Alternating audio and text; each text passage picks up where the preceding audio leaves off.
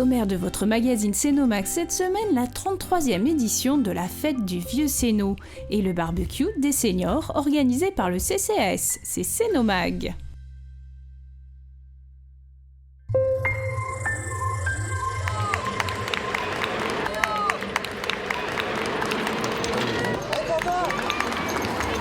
« 27 embarcations faites maison ont concouru samedi 5 septembre sur la butte Saint-Martin. C'est 10 de plus par rapport à l'année dernière pour la traditionnelle descente de caisse à savon. Le carbone, ça craque pas trop? Non, ça va. Bon, c'est parfait. En tout cas, elle est très très jolie, très très sympa. Il y a un joli manomètre de pression. C'est quoi la température? Je sais pas trop. Ah, c'est le pulvérisateur. Donc ça, tu as dû y récupérer chez le PP, c'est ça? Non, chez moi. Ah, chez toi. Bon, ben, c'est impeccable.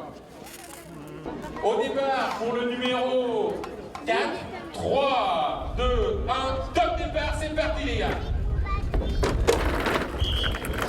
Allez, on l'envoie, on applaudit. Parfois, les départs ont été fulgurants. 3, 2, 1, top départ. Allez, c'est la douche fond. La douche fond, la calorie, c'est pas grave. On est là pour s'amuser. Top départ pour le numéro 2. Allez Thibaut, on a courage, allez on applaudit Thibaut. À quelle école Thomas et Richard? Silingy. À Silingy, l'école de Silingy, voilà. Et Thomas et Richard, au lieu de travailler, ils construisent une caisse à savon. C'est ce qu'ils nous ont expliqué tout à l'heure. Voilà, heureusement qu'ils bossent pas, parce que leur patron pourrait quand même se demander ce qu'ils foutent au boulot. Mais enfin bon, c'est comme ça. En tout cas, elle est magnifique cette fois. Bonne ambiance pendant que les dames s'activent pour préparer la soupe du samedi soir. Préparez là, mesdames, messieurs. Ça ressemble à une soupe. Ah. Qu'est-ce qu'on met dans la bonne soupe du Vieux Céno? Les légumes du jardin du Vieux Céno, qui est fait dans le presbytère. Au jardin du presbytère. Qui est-ce qui cultive? Les amis du Vieux Céno, qui mettent des pommes de terre, des poireaux, des carottes, quelques haricots, des courges, des courgettes, voilà, pour faire la soupe le jour de la fête. J'ai la mémoire qui flanche, je me souviens. Le lendemain, dimanche 6 septembre, la 33e édition de la fête du Vieux Céno a attiré comme chaque année une belle foule. Rien qu'un petit air qu'il sifflotait chaque jour en se rasant. Pas de nez dedans, de nez dedans, pas de nez dedans. Merci.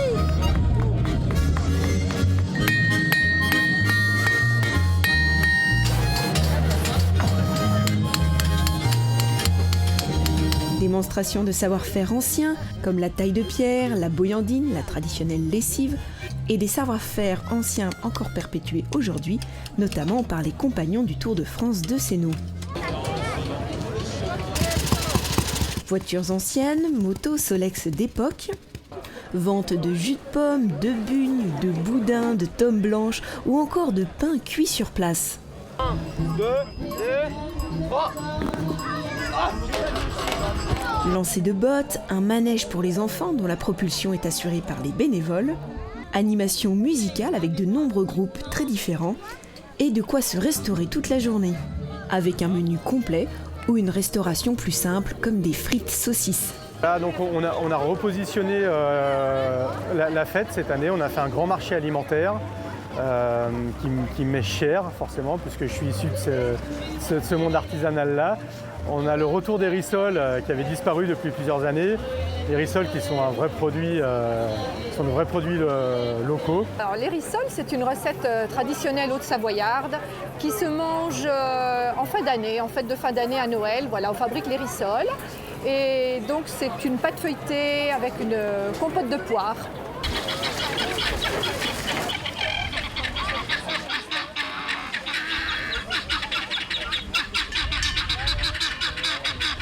Nouveauté cette année, les enfants de 6 à 13 ans pouvaient découvrir la vie des paysans en se glissant dans la peau d'un enfant de l'entre-deux-guerres.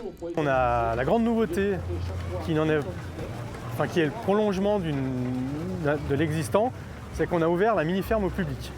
Donc chaque enfant peut rentrer sur la mini-ferme, ne plus être spectateur mais acteur et se mettre dans la peau d'un jeune de l'entre-deux-guerres. Voilà. Donc il peut participer à un atelier de menuiserie, à un atelier de tissage, voilà, tout ce qui touchait à la vie d'autrefois. À cette époque, ni eau courante ni électricité. Joseph Criot, bénévole aux Amis du Vieux Sénot depuis 30 ans, se rappelle. Alors à partir de quel âge? Moi personnellement, j'ai commencé à traire les vaches à 6 ans et demi. À 4 heures, on allait traire les vaches. Premier travail, on ne prenait pas de café, on allait traire les vaches. De 4 à 6 heures en gros.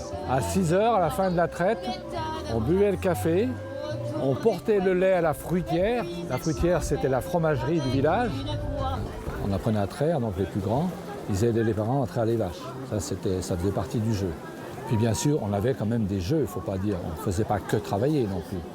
On jouait beaucoup au foot. On avait un ballon de foot. Alors les ballons de foot à l'époque, c'était des ballons en cuir, avec encore, il y avait juste un trou pour la valve, on devait encore lasser le trou pour... Donc le ballon en cuir, on l'économisait, on jouait que sur le pré pour ne pas l'user, parce que sur le goudron, ça usait le cuir. Ça, c'était le jeu du dimanche après-midi. On jouait au foot avec nos sabots, parce qu'à l'époque, on avait des sabots. Moi, j'ai fait mon école en sabots encore. Jouer au foot avec des sabots, c'est pas évident, on se tordait les pieds. Mais alors, souvent, on jouait à pieds nus, c'était plus simple. Et on jouait au foot comme ça. Et à 6 heures, il fallait rentrer traire les vaches. Mais on était contents, on avait joué au foot. C'était un loisir. Il n'y avait pas la radio, il n'y avait pas la télé. Alors plus tard, quand j'étais un peu plus grand, quand on a eu la première radio, on écoutait le Tour de France. Ça, c'était sacré. Il y avait un moment dans la journée où tout le monde s'arrêtait de travailler, même les parents, et on écoutait l'arrivée du Tour de France. C'était un des bons souvenirs. Du côté des nouveautés, il était possible toute la journée pour les messieurs de passer chez le barbier ou de découvrir le fonctionnement d'un distillateur ambulant. C'est vrai, dans le temps, les paysans faisaient tous leur gouttes.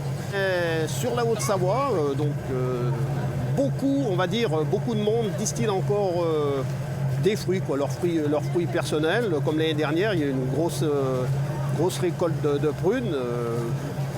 Beaucoup de gens viennent avec 80-100 kilos de fruits, des petits volumes, et même des jeunes. Je trouve que la mentalité change par rapport à chez nous. Nous, en Savoie, c'est vraiment pas la même chose, ça se fait pas pratiquement. Les 300 bénévoles ont eu la chance d'ailleurs à midi de manger des duos cuits sur place dans le mar de raisin.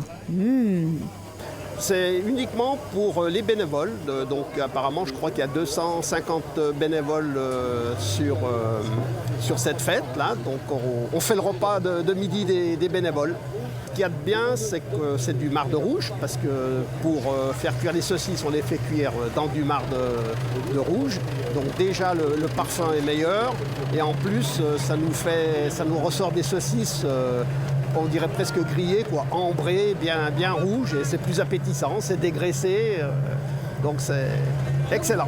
Il y a parfois du bon à donner de son temps et à être bénévole. N'hésitez pas à rejoindre les Amis du Vieux Sénot pour la fête 2016. Ce sera le premier week-end de septembre.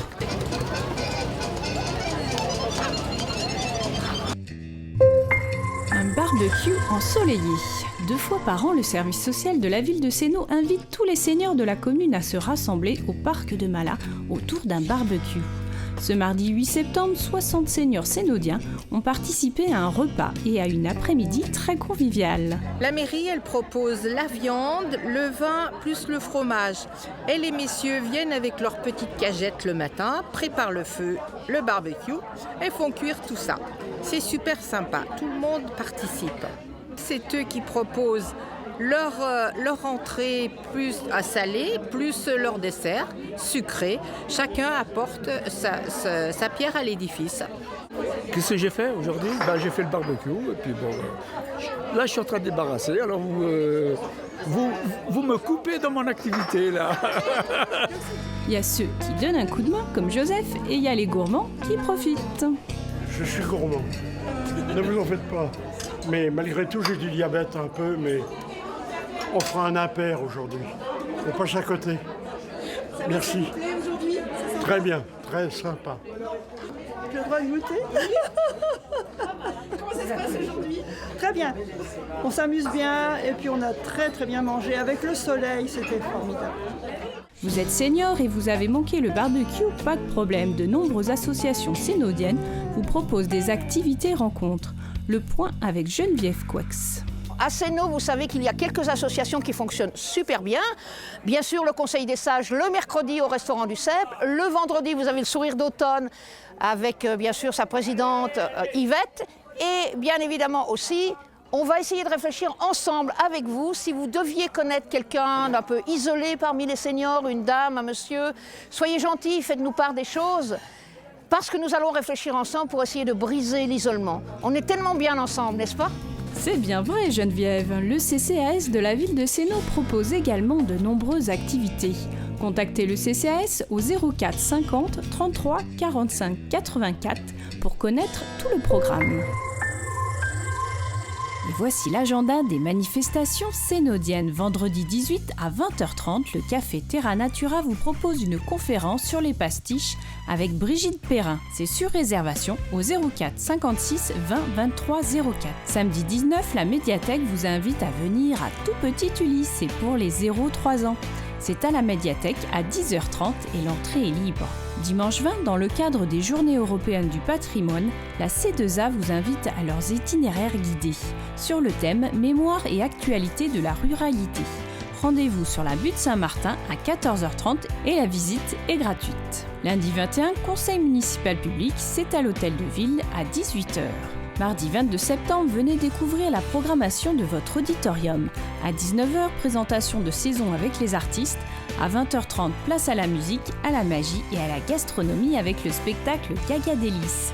Puis à 21h30, échange convivial autour d'un buffet. Mercredi 23, l'agglomération d'Annecy vous invite à une visite guidée sur le thème national Le patrimoine du XXIe siècle, une histoire d'avenir, qui invite le public à découvrir le processus de patrimonialisation, grâce auquel les créations les plus récentes constitueront le patrimoine des générations à venir.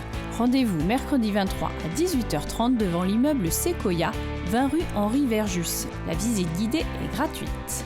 Vous avez encore le temps de fabriquer votre marionnette pour le concours de marionnettes organisé par la médiathèque. Plus d'infos sur le site bibliothèque.aglo-annecy.fr. Vous avez jusqu'au 26 septembre. Et actuellement au kiosque, allez découvrir le monde de Shifumi. Création originale de chapeaux, bougies, boucles d'oreilles, coussins, etc. L'entrée est libre jusqu'au 30 septembre, ouvert du lundi au samedi de 9h30 à 19h. C'est nos mag est terminé, mais retrouvez-nous tout de suite sur notre page Dailymotion ou Facebook.